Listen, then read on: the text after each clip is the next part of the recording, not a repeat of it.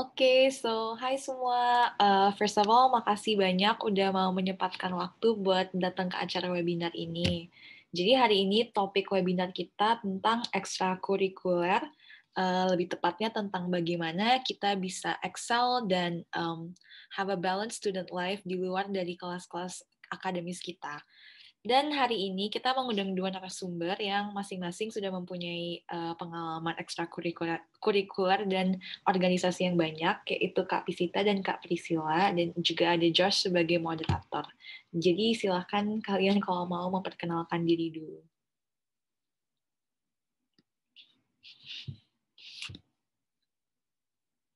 Ya, mungkin bisa dari Pisita dulu. Yeah, sure. Nama saya Pisita. At the moment, saya business development intern at a startup in Amsterdam. It's called Float Scans. We just launched our product, and honestly, that's all I do right now. I work from 9 to 9 every day. So yeah, Priscilla. Hai semuanya, pertama thank you udah bisa undang gue di acara ini untuk share pengalaman sama kalian. Sekarang sih gue udah kerja as a legal assistant di Hadi Putranto, Hadimoto and Partners. Itu law firm di Jakarta. Okay, thank you for your intro. For myself, nama gue Josh. Gue anggota BPH PPM Amsterdam di divisi internal. And untuk acara ini, I have the pleasure to be the moderator yang bakal banyak nanya nih ke dua speaker kita hari ini. Oke, kalau begitu, without further ado, let's start the webinar. Okay? And this meeting is also being recorded for the purpose of uploading it to YouTube, so you guys can decide whether or not you want to turn your cameras off or keep it on. And also, kalau misalnya ada yang mau question and answer, silahkan just leave it in the comment box and the speakers will answer it at the very end. Yep. Okay, thank you, Lynn. Okay, mungkin to launch our discussion, pertama probably kan ini subjeknya extracurricular activities gitu. Jadi mungkin dari dua speaker kita, kalian ikut organisasi apa atau what extracurricular activities that you have done or that you did during your studies gitu. Mungkin dari Pisita dulu, abis itu Priscilla. Oke, jadi mungkin bachelor aja kali ya biar nggak terlalu panjang. 3 tahun terakhir tuh sibuk banget. FYI, gue baru selesai kuliahnya, baru lulus S1, jadi masih fresh semuanya. Ya, Sheila, sama Sheila satu jurusan. Maybe I start in the beginning. First year, I was very active already. I started with being a student representative. Jadi itu a group of people that presents UVA.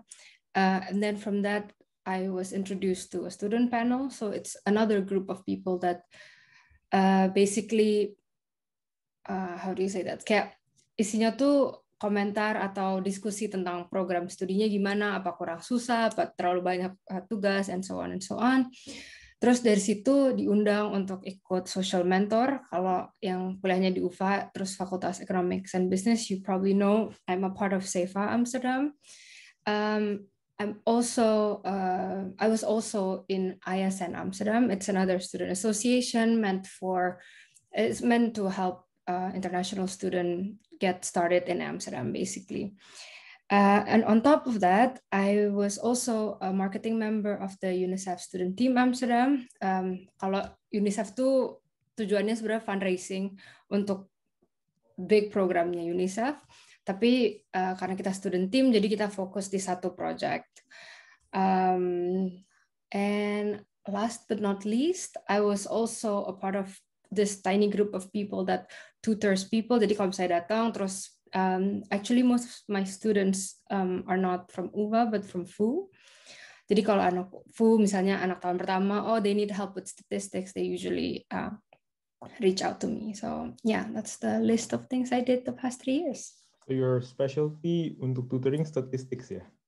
Statistics and mathematics, yeah. Oke, bisa di-note ya guys. You know who to call.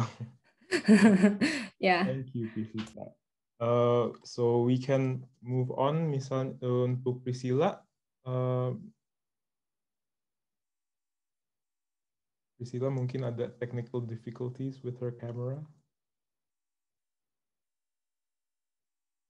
Ya, untuk Priscilla, organization atau club apa? Dari yang aku dengar dari Pisita tadi, itu kan lebih kayak organisasi gitu ya, kayak lebih banyak organizational gitu. Kalau gue sendiri sih lebih banyak ke akademis ya, so I entered competitions. Nah, karena dulu tuh as a background, gue kuliahnya di Fakultas Hukum UPH di Jakarta. Kita jadi gue ikut itu lomba-lomba yang akademis hukum gitu. Jadi dulu itu ikut moot court. Kalau kalian mungkin tahu MUN kali yang lebih terkenal ya.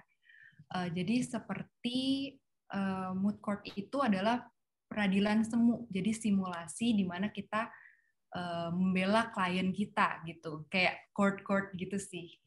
Jadi gue ikut dua. Pertama Willem C. Fisk, itu tuh commercial law. Dan yang kedua itu World Trade Organization. Jadi lebih kayak ke dispute settlement systemnya World Trade Organization. Jadi kayak beda sektor lah ya, beda law gitu. Tapi essentially mirip-mirip gitu. Jadi kita mencoba untuk menjadi lawyer-nya klien kita gitu dengan basis-basis yang udah kita pelajarin dan risetin gitu. Kalau boleh tahu, competitions-nya di mana aja, Priscilla? Competitions pertama itu kalau untuk Willem C. Fisk itu di Hong Kong. Kalau yang WTO itu ada 2 part ya, regional. Pertama kalau regional, kita waktu itu lawan Asia Pacific. Terus setelah proceed, kita ke global round, itu di Geneva, di Swiss. Okay.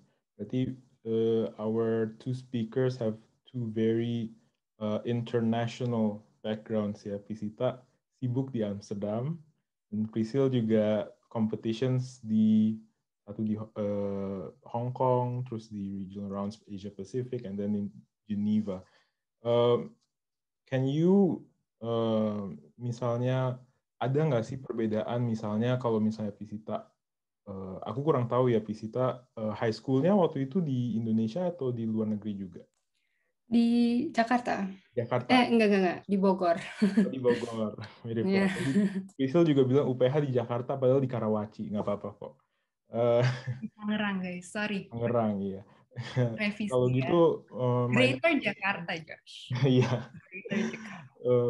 My next question probably, ada perbedaan nggak menurut kalian antara berorganisasi di Indonesia untuk Priscilla dan untuk Priscilla mungkin competitions atau work ethic di Indonesia, apakah melihat perbedaan antara Indonesia dan di luar negeri gitu?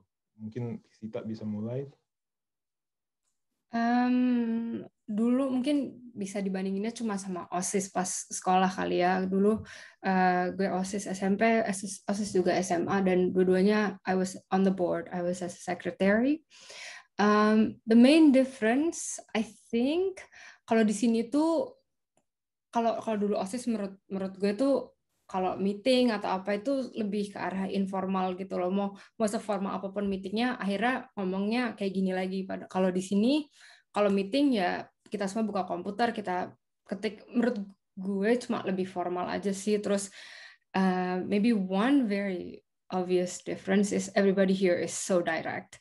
Kalau even though it's organizational work, if you mess up, they will call you out. Kayak kalau misalnya there's a deadline, okay, nanti malam jam 9 ya. Kalau dulu di Indo tuh, from my experience, ya jam 9.30, that is still okay gitu. Tapi kalau di sini, mau itu seinformal apapun, misalnya cuma bikin poster gitu, terus dibilang, oh ya udah nanti jam 9 udah jadi gitu, 9:01 belum jadi itu pasti dicari, atau ditelepon, atau dikasih email, atau diketik, Prisita, you're late already gitu. Jadi yeah, I think that's the main difference for me. Oke. Kalau gitu Priscil? Bedanya apa ya? Sebenarnya kalau gue pribadi sih emang ikut competitions tuh yang international ya. Tapi memang beberapa teman mungkin ada pengalaman di mana mereka ikut national competitions. Paling bedanya gini sih, kalau misalnya national competitions itu kita lebih bisa tahu ya lawannya itu seperti apa. Misalnya kayak kampus-kampus lain, kayak we know UI style-nya seperti apa, we know UGM style-nya seperti apa. Jadi kayak kita ada advantage untuk ngelihat mereka sebenarnya gitu. Tapi kalau in international round itu lebih apa ya? Lebih kita tuh kita harus belajar sendiri ya. Lebih kayak ke pribadi kita yang ningkatin diri kita sendiri. Orang lain seperti apa kita nggak tahu gitu.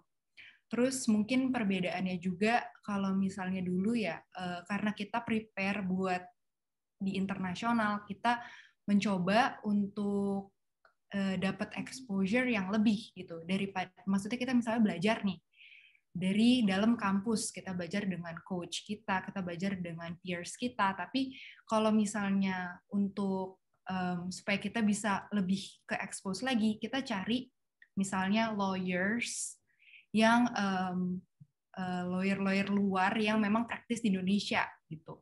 Jadi kita bisa lebih tahu kira-kira nih kalau kita dikagetin mereka cara pandangnya berbeda dengan kita itu gimana gitu loh. Kita menghadapinya itu gimana gitu.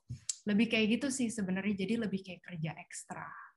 Jadi harus lebih adapt gitu ya. Iya, betul. Speaking of that, Priscita ada kesusahan nggak pas awal-awal kerja di sini? Kan you said work ethic-nya lumayan berbeda gitu. Did you have to adapt atau what were your experiences? 100%. It was a little bit difficult in the beginning karena kalau from my experience organisasi itu kan something you do on top of school. Jadi sekolah tuh harus selesai duluan gitu. Tapi kalau di sini most of the time ya walaupun organisasi itu on the side, you have to commit, you have to put the time in gitu. Karena kalau di sini misalnya nih bachelor gue itu pas pertama kali masuk kita 700 orang. Terus paling yang ikut organisasi itu I don't know 20 to 50 people gitu loh. Jadi it's apa ya, yang masuk organisasi itu misalnya yang interested 100 orang, tapi nanti yang diambil cuma top 50 of the best interview gitu loh. Jadi orang-orang yang ada di organisasi itu orang-orang yang emang serius komit mau kerja gitu loh. Jadi nggak ada yang setengah hati ikut organisasinya gitu. Jadi di situ udah orang-orang ambisius semua yang dijadiin satu. Jadi yeah, it's like running a company even though it's just an organization work in my opinion. Yeah. Sounds like a lot of work. Kalau it leads me to my next question, keuntungannya apa sih kayak it seems like so many things you have to do and then it probably takes a lot of your time, and I know moot court juga takes a lot of your time. So maybe you can tell us from your experience keuntungannya itu apa gitu. Mungkin Priscil dulu. Keuntungan itu mungkin kalau secara substance ya, secara substance of course karena ini akademis, kita bakalan lebih dapat gimana caranya riset, gimana caranya writing. Jadi karena sekarang ini pekerjaan aku tuh kan legal assistant, maybe that's just a title. Sebenarnya it's a lawyer in training gitulah, trainee gitu kan. Jadi gimana caranya kita membuat argumen, gimana caranya kita analisis the facts and the law, gimana cara kita ngaplikasiinnya, itu tuh dapat banget di moot court gitu, karena kita akan dikasih sets of seperti problems gitulah, yang mana kita harus solve. Terus gimana cara kita menulis secara efisien, karena kita juga akan dapat seperti batasan ini ya, word count atau kayak page count yang kita harus submit suatu produk tertulis, kita harus bisa mengemas kata-kata dan thoughts kita itu lebih lebih efektif biar bisa penyampaiannya itu lebih kena gitu. Jadi kita harus belajar cara drafting juga.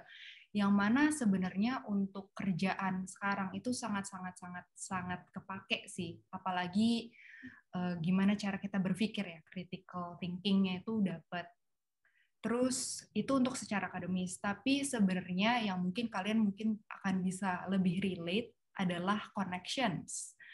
Connections itu, as I said before ya, kayak kita tuh akan bertemu sama lawyer-lawyer, antara kita belajar atau pas kita lomba, kita tuh ketemu sama international lawyers yang actually itu ada di industri itu. Kita bisa connect lewat LinkedIn, kita bisa connect dan ngobrol sama mereka.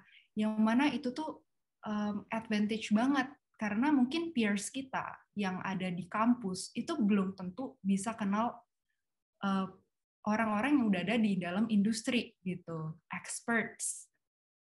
Yang mana menurut gue sih advantage ya, karena waktu terakhir itu my team consists of 4 people. 2 diantaranya akhirnya sekarang ini kerja di tempat di mana kita ketemu di competition gitu. Yang mana jadi kayak actually banyak banget pengalaman dan keuntungan yang bisa didapat dari situ sih. Menurut gue sih kayak gitu. Thank you. That's very clear. What about you, Pisita? Maybe from a different light kali ya kan. I came here alone when I was 18, and then I don't have family, no connection at all, and I would like to build myself a life. I want to get a job, I want to make friends. Sometimes I need to get a housing, or sometimes I get sick and I need somebody to take care of me and all that. Then the easiest way to make friends, in my opinion, is through these organizations gitu loh. Mungkin you don't become friends instantly, tapi for example, biasanya organization work di sini itu 8 to 12 hours, and you have to spend that time with a certain group of people over and over and over again. Mau nggak mau, you will have a private relationship with them too, not only work relationship. Terus kayak I did an intern in my first year. I am now an intern. I did a lot of work next to emang kerja gitu, bukan organization beside my studies. But I have never applied for a job before. Karena biasanya kalau misalnya ada orang nih, gue denger nih investment bank ini butuh intern. Gue kayaknya seingat gue lo interested di ini ya gitu. Lo daftar aja gitu. Tapi karena I was referred to, itu interview prosesnya jauh lebih mudah. Misalnya di job yang sekarang, instead of going to 3 steps of interview, I directly went to the interview part yang terakhir, yang ngobrol langsung sama CEO-nya, and he was happy and I got hired on the spot gitu. Jadi most of the time, especially for those of you who want to make a life out of, kayak kalau di Indonesia mungkin you have family, you have friends and all that. Tapi kalau di sini you need to make that platform yourself, and this extra organizational work, in my opinion, is the easiest way to make that platform. So yeah. Okay, thank you, Pisita. But speaking of your all this extra work, how are your grades? Jadi mungkin in our next segment it's about balancing academics and extracurriculars. Jadi probably the first question would be cara kalian mengatur waktu antara kegiatan organisasi sama kuliah dan juga kerja juga. Kalau Pisita waktu itu juga sempat intern, and also do you have a personal life after all that gitu? Mungkin itu pertanyaannya. Pisita. Well, this is such a difficult question to ask. So tadi pertanyaan pertama apa ya? Gue agak waktu. Waktu. Jadi gue tuh punya a set of Google Calendar yang even my close friends know about it. Jadi kalau misalnya if they wanna hang out with me, they have to let me know ahead of time. Nggak bisa kayak, oh mau hang out minggu ini, terus ngobrolnya hari ini gitu. Same goes with my partner. My partner also have to, send me a message 2 weeks ahead, kayak mau ketemu nih tanggal segini gitu. Itu harus di schedule ahead of time. Mungkin as an example aja, tahun kedua itu I was doing university full time. I was so university itu di sini bilangnya sekitar 40 jam kali ya a week, kayak kurang lebih gitu. I was doing work for SEFA. SEFA was around 6 hours a week. UNICEF was 12 hours a week. ISN was 12 hours a week. I also have, need to have a life. Jadi, for me, I had to sacrifice casual hangouts. Kayak gue nggak bisa nih, kayak hari ini pengen main gitu tuh. That is not something that I was able to do. Jadi, for a little bit, kalau misalnya mau ketemu teman, I always have to schedule it ahead of time. Tapi, then again, karena organization work-nya banyak, jadi I wasn't working alone. Nggak kayak belajar, kalau studying is a very lonely activity in my opinion. You're just alone trying to, gain more things. Tapi kalau organization work itu, you're always with other people, especially itu kan sebelum corona ya. Jadi, I think you can still have a life, just you need to sacrifice and prioritize what you think is most important. Well, thank you for fitting us in your busy schedule. Kalau gitu, let's move on. Mungkin Priscil, your input on this topic? Josh juga dulu pernah pengalaman ya. Mungkin Josh juga tahu gimana sibuknya, apalagi for competition seperti itu, participants-nya itu kebanyakan anak-anak S2 ya dulu ya Josh ya. Jadi kita harus full extra effort juga buat belajar, buat prepare. Tapi for me ya, karena kita juga ada tanggung jawab ke orang tua, tanggung jawab untuk lulus gitu kan. Gimana cara kita bisa lulus. Itu tuh pertama kita harus tahu apa yang kita prioritasin. Kalau gue pribadi, gue prioritasin kuliah gue harus beres. Tapi sebelum ngikut perlombaan atau clubs atau apa, kita pun harus udah tahu kira-kira mampu nggak nih, workload-nya seperti apa. Dan time management, of course, paling penting. Seperti Visita, it's very nice ya kalau udah bisa punya Google Calendar yang se-elaborate itu.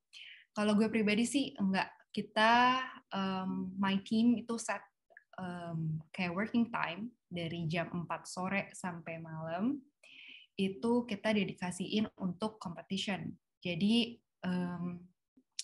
mungkin kalau misalnya dari pagi sampai siang sampai sore itu kita kuliah dan mungkin kita harus ngerjain tugas dan lain-lain, itu kita lakukan di waktu yang kita yang kita punya, our free time gitu ya lah, yang di luar competition. Tapi kalau udah di competition, itu working time yang untuk prepare competition itu kita harus dedikasiin waktu kita di situ juga. Tapi untuk ngebalancein hidup kita tetap punya waktu libur ya, weekend gitu. Jadi weekend itu kita bisa pakai buat mungkin ngejar kuliah, mungkin sama teman dan lain-lain, ataupun istirahat, karena memang sejujur-jujurnya waktu prepare competition itu lumayan makan waktu banget gitu sih. Lebih ke situ sih. Lebih ke harus kalau udah di set satu time, ya udah kita harus dedikasiin time itu untuk yang udah kita alokasiin gitu. Terus nanti yang lain juga kita harus dedikasiin ke kuliah misalnya. Kayak gitu sih, lebih di situ. Maybe if I may add, itu we can only schedule so much. Kalau kita nggak disiplin sama schedule itu, it's never gonna work out. Jadi if you say, okay, from 9 to 10 I have to study, you have to sit down and do the work at that time. So maybe that's another thing. Yeah. Oh iya, benar-benar banget. Karena terakhir in my last competition itu gue masih skripsi.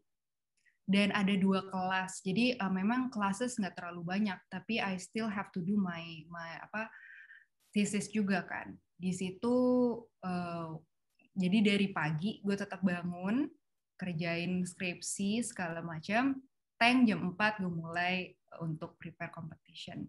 Nah, yang di situ sih lumayan challenging ya. Apalagi kalau namanya nulis skripsi itu halangannya banyak banget gitu, kayak aduh writer's block dan lain-lain. Luar biasa sih kayak menurut gue dulu challenge-nya. Cuman ya karena kita memang harus komitmen dengan kedua hal tersebut yang udah kita masuk sendiri gitu ya, atas dasar kemauan sendiri, ya kita harus tanggung jawab juga gitu sih. Thank you.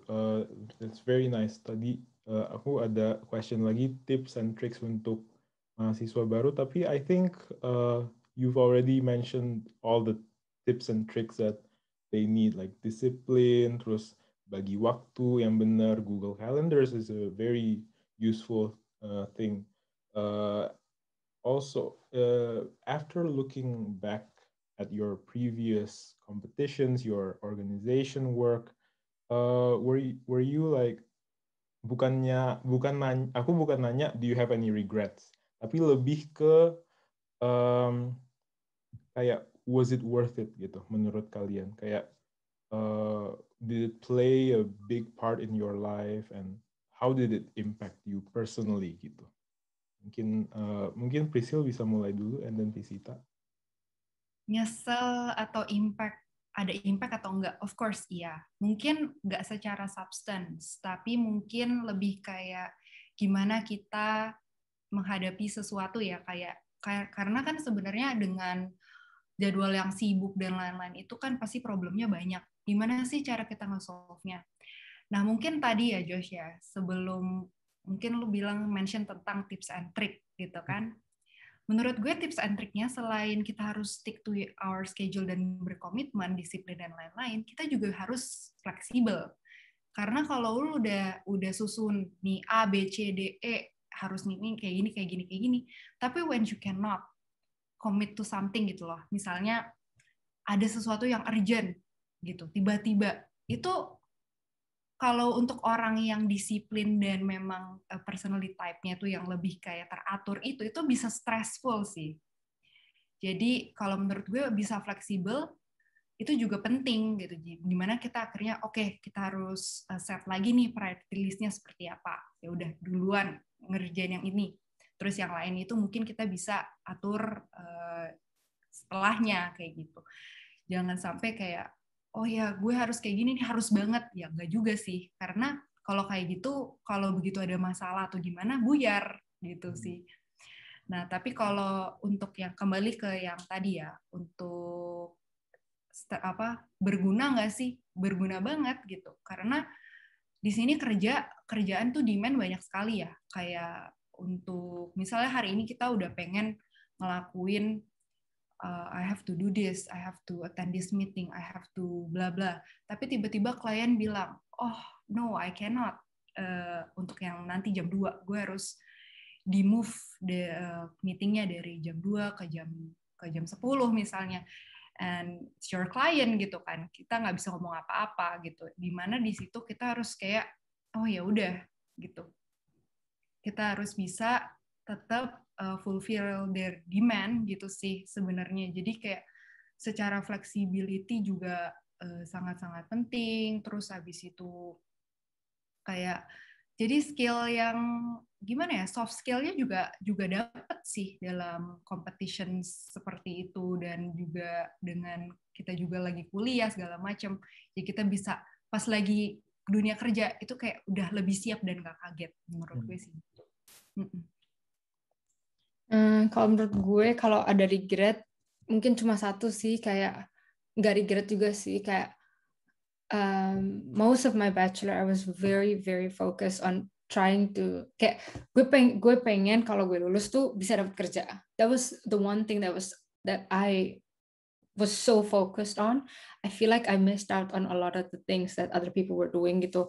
Apalagi setengah bachelor gue kan COVID ya. Jadi pas awal-awalnya nih sibuk banget, terus pas harusnya plan gue tahun ketiga agak relax, that was not possible anymore. Tapi itu kan out of our control gitu loh. Tapi I gained so much from everything.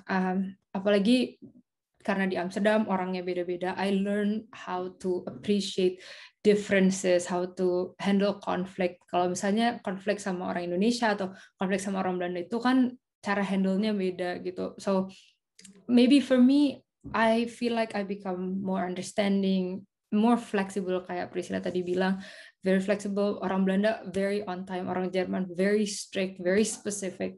Terus nanti ada my Indian colleague yang Visita will do it when we get to it. There's a lot of that. Tapi I am very grateful karena sekarang, for example, I can get a job very easily. I didn't have a house for a whole month. Terus tiba-tiba ada temen gue bilang kayak, Visita, I know a friend that moved out, and then I wasn't homeless anymore. So yeah, I think the gain is much more than what I lost. So yeah. Very interesting. Okay, let's move on to our next segment. Visita, you've chosen a lot of organizations. I mean, you've chosen a lot of things throughout your bachelor's. Jadi, next question kita itu topiknya tentang how to find the right organization for you. Kita kan pas banget dapet 2 speakers yang berbeda nih. Satu Visita lebih ke organization, terus Priscil lebih ke competition gitu. What was your thought process pas memilih misalnya your first organization atau yang ada organization yang I need to be a part of that organization gitu. Mungkin boleh Visita dulu. Mungkin the reason why dulu kali ya. I study finance. Finance itu bukan degree yang special gitu loh. I'm not an aerospace engineer that is very specific. Semua orang bisa belajar finance. Ada orang yang S1-nya biologi, S2-nya finance. That is a possibility gitu. Jadi for me, I knew that I needed a different factor that would support my degree later gitu. Terus kayak you mentioned before, gimana tuh nilainya gitu. My grade is okay, it's not a 9, but I know kayak di finance itu you don't really need to be the smartest person. As long as you're hardworking, it'll be fine. Terus my first organization itu dulu SEFA. Jadi kalau di yang sekolahnya di UVA, terus di Faculty of Economics and Business, SEFA itu the biggest study association. Mereka punya buku, they throw parties, they throw bottles, drinks, and all that. Tapi it didn't really click with me karena maybe because of the culture, mereka party and this big thing. Terus I know I like children. That's why my second organization was UNICEF, because I wanted to do something for children. Terus at that point too, they had an event, I think volunteering with children or something like that, and I joined, and the people seemed very nice. And then I sent them an email because they were recruiting. I was like, hey, I really want to be a part of your organization, and they took me in. So mungkin yang harus di note itu, what do you want to gain from it? Is it the partying, the wow lifestyle, atau spesifik kayak di Fakultas Economics and Business ada SEFA, ada FSA, tergantung ya. Setiap jurusan biasanya punya studi association masing-masing. Tapi ada juga kayak for entrepreneurial reasons, I think Enactus does that as well in Amsterdam. Terus kalau mau yang lebih besar lagi, ISN is one of the biggest one in Amsterdam. Tuh buat welcoming people, very international. They don't take Dutch students, so maybe that's also for you. Terus there are also, rowing clubs, rowing associations. My partner is in the lacrosse team, so you need to decide what works for you. Terus kalau misalnya, I think there's also a running club at UVA, and there are so many things that you can join that I'm sure everybody here has a passion related to that. So for me, start with what you're interested in, because then it's a lot easier to follow up with all the commitments and all that. Yeah. Okay. What about you, Priscilla? Mirip-mirip sih sebenarnya sama Visita ya. Sebenarnya pertama kira-kira kita pingin ngapain dulu nih, gitu. Tujuannya apa? Betul. at the time kalau gue personally sih waktu itu mau nambahin dan ngebagusin CV supaya cepet lah dapat kerja ya. Tapi sebenarnya awal banget waktu kenapa ikut itu juga lumayan accident ya, Josh. Lumayan accident di mana gue harus ngegantiin temen yang bail dari suatu competition. Tapi gue nggak regret sama sekali. It was a good experience dan akhirnya gue merasa bahwa gue gain banyak banget nih ternyata dari situ. Dan akhirnya pun gue ikut yang kedua kali, yang mana itu bukan lagi suatu kebetulan tapi udah choice ya. Terus bener juga kata Pisita, apa sih yang kita tuh interested in, terus gimana kita personally. Mungkin kalau secara organization dan lain-lain, itu juga beda-beda ya, orang ada yang introvert, ada yang extrovert. Mungkin kalau seperti competition kayak gue gitu, I think lebih masuk ya kalau misalnya ternyata agak lebih introvert atau gimana ya, nggak terlalu terus-terusan sama orang lain gitu. Tapi we can do our own thing gitu sih. Yang mana menurut gue lebih nyaman karena gue personally dari sekolah pun gue ikut organisasi seperti OSIS dan lain-lain. Tapi gue nggak pernah yang kayak I have to be a leader, I have to do this, I have to do that gitu. Kayak gue tetap ikut, tapi ada batasan-batasan juga gitu yang mana kayak I just want to be active, I just want to gain friends, tapi nggak sampai kayak gimana-gimana banget gitu. Sebenarnya untuk milih itu tergantung personality dan tujuan, betul banget. Okay. So tadi udah disebut juga awalnya kalian masuk involve sama organization itu gimana. Also by the way, you're welcome Priscil. Untuk audience, aku yang background dari competition-nya. Jadi Priscil bisa masuk. Dan tapi kan ujungnya juga it's a happy ending lah for both of us ya. True. Probably tadi udah banyak banget Pisita udah ngomongin tentang organizations yang bisa di-join gitu kan. From lacrosse, from rowing bahkan di sini ada kan.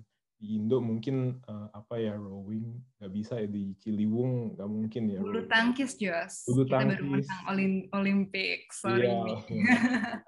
But yeah, I understand what Pisita means. Mungkin nggak perlu organization yang misalnya nggak terbatas sama competition, nggak terbatas sama student organization. You can also join sports teams if you're into it. And from what I heard from Pisita sama Priscil, tergantung banget niatnya apa gitu. Jangan sampai kita masuk organization terus ternyata nggak suka, habis itu kayak nyeselnya lama banget gitu. Organization kan biasa ada like you have to be involved for a certain period of time kan gitu. But maybe just in case ada teman-teman kita yang sekarang udah stuck nih di organization yang mereka kurang suka.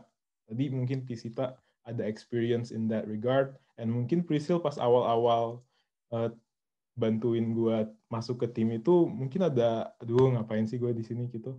Mungkin how do you cope with that gitu. Kayak caranya untuk kayak I mean like keep going itu kalian gimana? Boleh mulai mungkin Priscil dulu ya. Oke. Gimana ya? Sebenarnya gue kalau tipenya, kalau balik lagi ke personality, tipenya itu lebih yang kalau misalnya udah komit di suatu hal, gue akan terus selesain gitu. I don't want to be seen as an irresponsible person gitu ya. Kayak mungkin di situ ada hal-hal yang gak enak. Oh ternyata gini banget, oh ternyata gitu banget. Tapi lama-lama kita juga harus melihat sisi positifnya gitu. Kenapa sih orang mau ikut competition? Kenapa sih this competition itu dilihat prestigious gitu?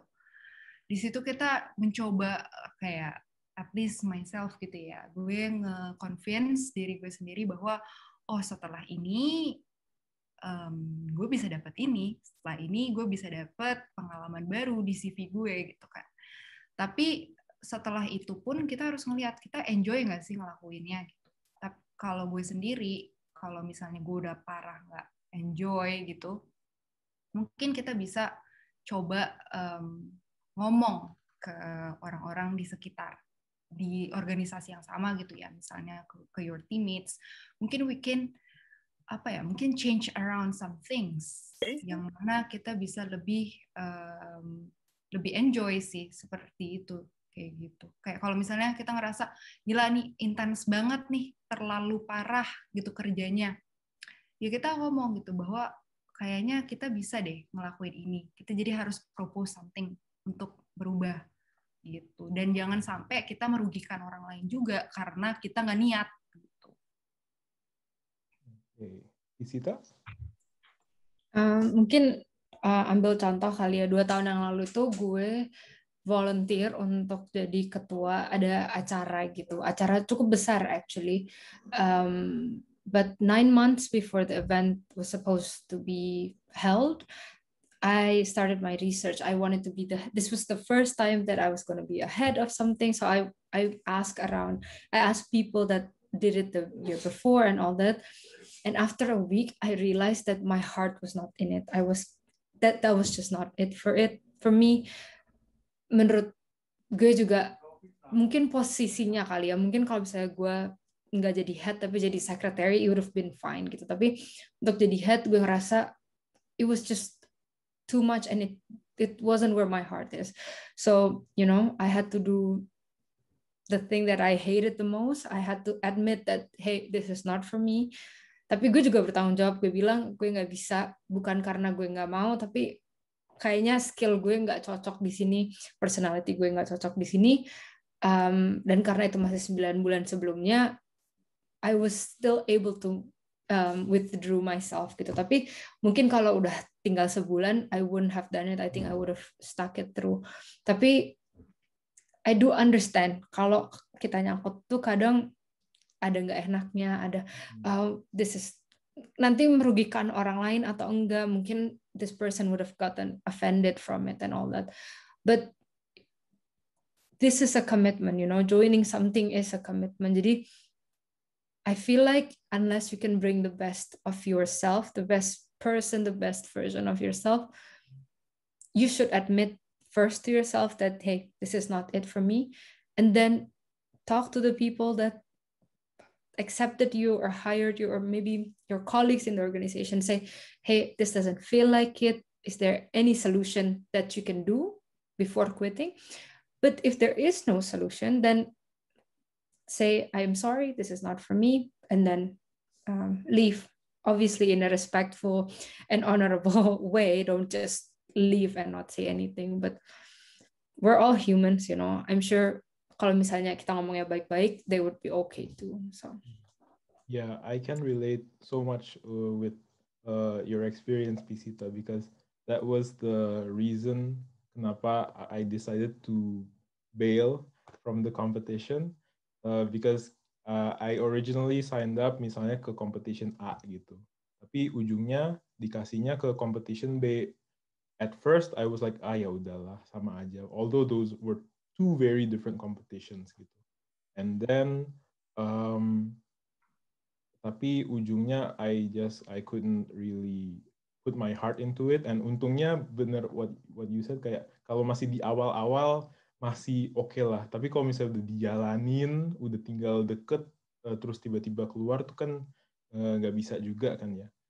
Tapi ya kalau misalnya masih di awal-awal, I think everyone's human. We make mistakes gitu. Probably kalau misalnya you have like an understanding organization atau you have friends there, they're probably going to understand juga. Asal jangan in a professional setting ya. Kalau udah kerja beda ya. Kita ngomong student organizations ya. Tapi mungkin kalau gue bisa tambahin, kalau kerja di Eropa, that is completely fine. Kalau misalnya within 6 months you realize, hey, this is not it for me, just discuss with your supervisor, your boss. Say, hey, this doesn't feel right gitu. Would it be possible for you to find a replacement for me? Kan kalau kayak gitu kan, you don't sprung it upon him or her or they. Kayak you don't sprung it upon them that you're leaving, tapi kayak I'm still gonna be here, find a replacement, and then we'll move it out slowly. Kalau di Eropa, that is not a problem. If you wanna leave next month, no issue. Jadi don't be afraid. Okay, thank you very much for your insight in this topic. Itu topik kita yang terakhir. Tapi mungkin do you have any last like tips and tricks or any words untuk teman-teman kita yang mungkin banyak yang fresh graduate, yang baru masuk ke university, atau ada yang udah masuk university tapi lagi galau. Do you have any words for them untuk like masuk ke student organization atau beraktivitas extracurricular activities gitu? Priscilla dulu deh kayaknya. Priscilla nih masih harus mikir bentar kayaknya. Tips and trick ya. Gini sih, sebenarnya kembali lagi ke diri sendiri ya, apa yang mau dituju, apa yang mau dicapai, apa yang mau dipelajarin, dan do your research gitu. Pertama, sebelum kita nyemplung ke suatu hal, kita harus tahu dulu, kira-kira ngapain sih, tanya-tanya temen yang udah pernah, tanya-tanya senior, dan mungkin ngeliat gitu ya, sendiri apa sih yang mereka lakukan gitu, apakah tertarik nggak gitu. Kalau nggak tertarik atau kira-kira gue nggak bisa nih kayak gini karena hanya paksaan. Banyak sih yang kayak hanya karena paksaan. Oh, kayaknya keren nih kalau ikut organisasi ini. Kayaknya keren nih kalau gue bisa ikut ini. Itu jangan dilakukan gitu. Karena nanti ujung-ujungnya kita juga yang ngerasain nggak enaknya gitu loh, ya kan? Sebenarnya itu sih. Tapi kalau personally gue ngerasa extracurricular itu menguntungkan ya, sangat-sangat menguntungkan karena kita bisa ngelihat keluar daripada kita cuman belajar di dalam kelas cuman dapat seperti itu aja. Mungkin waktu yang kita bisa spare, mungkin kita bisa isi ke situ. Nggak usah terlalu banyak, nggak apa-apa. Gitu, nggak usah ikut A, B, C, D. Gitu. Mungkin kita ikut 1, 2 yang asalkan kita komit dan suka, itu bisa beneficial sih menurut gue. Ya mungkin jangan ditiru ya, jangan kayak gue dulu tuh terlalu sibuk gitu, nggak bisa menikmati hidup, cuma meeting terus gitu. Jadi mungkin fokus kayak PPI Amsterdam aja kan sebenarnya organisasi gitu, jadi nggak perlu yang paling besar, nggak perlu yang paling heboh, pokoknya just join in something. Terus kalau pas pertama kali baru join, please understand kalau di Eropa at least ya, everybody is so insecure about themselves. Kayak masuk nih di UNICEF sama 3 orang lain gitu. I'm sure they are as nervous as you are. So they won't be focused on you. They will focus on themselves. They will think about, oh, will I do this wrong? And so don't worry about the rest of the people. Just focus on yourself. Try your best. Do your best. Kalau misalnya bikin salah, either fix it or tell someone to help you fix it. Jadi, as long as you are honest and respectful and kind to everybody, you will be fine. So, kalau baru masuk, just one step at a time. It's always the best approach to everything. That's great. Thank you so much for your tips and tricks and your sharing your experience. Mungkin kalau misalnya kita ada teman-teman yang mau ada questions or anything or concerns misalnya, bisa antara chat atau kalau lebih enak kalau verbally juga, maybe we can you can open your mic. If anyone wants to ask, but if not, juga nggak apa-apa, kita nggak maksa. Kalau misalnya begitu, we would like to thank Pisita and Priscilla for today But before we go, can we do a picture? Kalau bisa semuanya buka kamera, webcam kalian, biar kita ada foto bareng.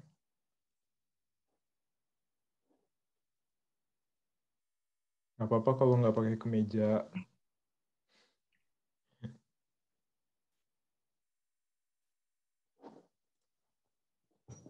Oke.